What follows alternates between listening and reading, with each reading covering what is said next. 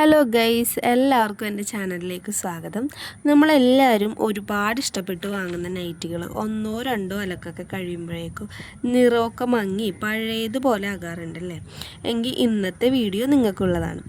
എൻ്റെ അല്ല, എൻ്റെ അമ്മയുടെ കുറച്ച് നൈറ്റി കളക്ഷൻ പരിചയപ്പെടുത്തുന്നതിൻ്റെ ഒപ്പം തന്നെ നൈറ്റിയുടെ നിറം ഒരിക്കലും പോവാതെ എങ്ങനെ നമുക്ക് പുതിയതുപോലെ സൂക്ഷിക്കാം എന്നതിനെക്കുറിച്ചുള്ള ചില കിടിലൻ ടിപ്പുകളും ഞാൻ ഇതിൽ പങ്കുവെക്കുന്നുണ്ട്. അപ്പം നമുക്ക് നേരെ വീഡിയോയിലേക്ക് പോയാലോ. നൈറ്റ് വാങ്ങിക്കുമ്പോൾ തന്നെ നമ്മൾ കുറച്ച് കാര്യങ്ങൾ ശ്രദ്ധിക്കാനുണ്ട്. ആദ്യം തന്നെ ഈ ഒരു ചൂടുകാലത്ത് നല്ല കോട്ടൺ നൈറ്റുകൾ നോക്കി വാങ്ങിക്കാൻ ശ്രദ്ധിക്കുക. അതുപോലെ തന്നെയാണ് നല്ല ബ്രാൻഡ് നൈറ്റുകൾ തന്നെ നോക്കി വാങ്ങിക്കുക. നമുക്ക് സാധാരണ നൈറ്റിയുടെ വിലയിൽ തന്നെ നല്ല ബ്രാൻഡ് മെറ്റീരിയൽ കൊണ്ടുള്ള നൈറ്റുകൾ ഇപ്പോൾ അവൈലബിൾ ആണ് എല്ലാ കടകളിലോട്ടോ. അപ്പോൾ ഏതൊക്കെയാണ് നല്ല ബ്രാൻഡുകളെന്ന് ഞാൻ നേരത്തെ ഒരു വീഡിയോയിൽ ഇട്ടിട്ടുണ്ട്. അതുപോലെ തന്നെ ഉള്ളിൽ വെള്ള നിറമുള്ള മെറ്റീരിയലുകൾ നോക്കി വാങ്ങിക്കുക. നൈറ്റികളും ഉള്ളിൽ നല്ല വെള്ള നിറം വരുന്ന നൈറ്റികൾ നോക്കി വാങ്ങിക്കുക. ഇനിയിപ്പോൾ നമ്മൾ വാങ്ങിച്ചൊക്കെ കഴിഞ്ഞിട്ട് നമ്മൾ അത് വാഷ് ചെയ്യുമ്പോൾ ഒരുപാട് കാര്യങ്ങൾ ശ്രദ്ധിക്കാനുണ്ട്. അതിൽ മെയിനായിട്ടുള്ളൊരു കാര്യമാണ് വാഷിംഗ് മെഷീനത്തിൽ അലക്കാതിരിക്കുക.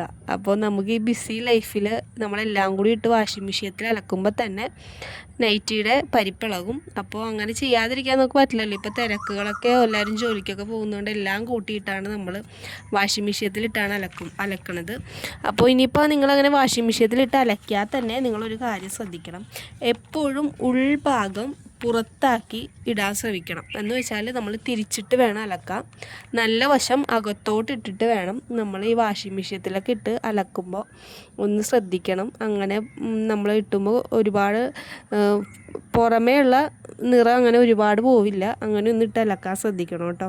അതുപോലെ തന്നെ സോപ്പ് പൊടി, നല്ല വീര്യം കൂടിയ സോപ്പ് പൊടി ഇട്ട് വാഷിംഗ് മെഷീനത്തിലിട്ട് അലക്കരുത്. ഒന്നെങ്കിൽ ലിക്വിഡായിട്ടുള്ള ഡിറ്റർജൻറ്റ്, ഇല്ലെങ്കിൽ മൈൽഡായിട്ടുള്ള സോപ്പ്, ഷാമ്പു എന്നിവ ഉപയോഗിച്ച് ഈ കോട്ടൺ ഡ്രസ്സുകളൊക്കെ അലക്കാൻ മാക്സിമം ശ്രമിക്കുക. ഇല്ലെങ്കിൽ നന്നായിട്ട്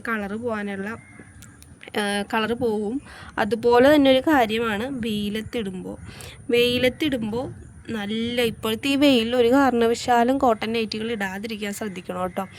അപ്പം തന്നെ കളറൊക്കെ പോയി നരച്ച് പോവും. അപ്പോൾ വെയിലത്തിടുമ്പോൾ ഇത്തിരി തണലത്തിട്ടിട്ട് വെയിൽ കുറഞ്ഞ സ്ഥലത്തിട്ടിട്ട് കാറ്റ് കൊണ്ടൊക്കെ ഒന്ന് ഉണക്കാൻ വേണ്ടി ശ്രമിക്കുക.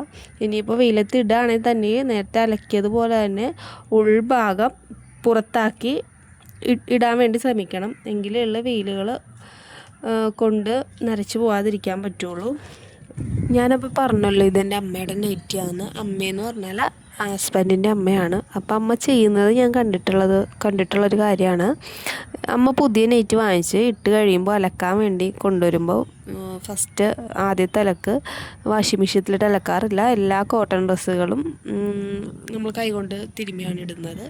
ഞാനും അപ്പം അങ്ങനെ തന്നെയാണ്. കോട്ടൺ ഡ്രസ്സുകൾ വാഷിംഗ് മെഷീനത്തിലിട്ട് അലക്കാറില്ല. പെട്ടെന്ന് ഡാമേജായി പോകും ഡ്രസ്സുകളൊക്കെ. അപ്പോൾ അമ്മ എങ്ങനെയാണെന്ന് വെച്ചാൽ ആദ്യം അലക്കുമ്പോൾ ബക്കറ്റിൽ കുറച്ച് കല്ലുപ്പിട്ട് വെച്ചിട്ട് ഈ നൈറ്റിയും കൂടി മുക്കി അതിലോട്ട് വെക്കും. വെള്ളം ഒഴിച്ച് മുക്കി വെക്കും. എന്നിട്ടാണ് കൈകൊണ്ട് തിരുമ്മി വിരിക്കുന്നത്. അപ്പോൾ കളറ് പോവില്ല എന്നാണ് അമ്മ പറയുന്നത്. അപ്പോൾ അത് ശരിയാണ്. ഞാനും നോക്കിയപ്പോൾ കളറൊന്നും അങ്ങനെ സാധാരണ ഇളകുന്ന പോലെ ഇളകാറില്ല.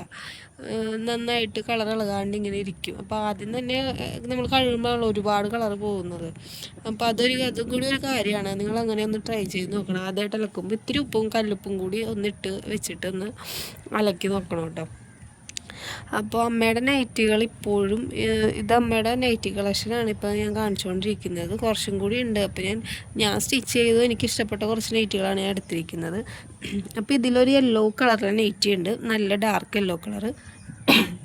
ആ നൈറ്റി ഞാൻ 5 വർഷങ്ങൾക്ക് മുമ്പ് എൻ്റെ കല്യാണം കഴിഞ്ഞിടക്ക് ഞാൻ വാങ്ങിച്ചു കൊടുത്ത നൈറ്റിയാണ്. ഇപ്പോഴും സത്യം പറഞ്ഞാൽ പുതിയതുപോലെ തന്നെയാണ് ഇരിക്കുന്നത്. എനിക്ക് ചില സമയത്ത് കാണുമ്പോൾ അത്ഭുതം തോന്നുന്നു, ഇതെങ്ങനെ 5 വർഷമായിട്ട് ഇങ്ങനെ പുതിയതുപോലെ ഇരിക്കുന്നു എന്നുള്ളത്. ചെറിയൊരു മങ്ങലെന്നല്ല, ഇപ്പം നമ്മൾ അലക്കി കഴിയുമ്പോഴും ഇത് വരില്ലേ, അത് വന്നിട്ടുണ്ടെന്നല്ലാണ്ട് കളറിനൊന്നും ഒരു കുഴപ്പവും വന്നിട്ടില്ല.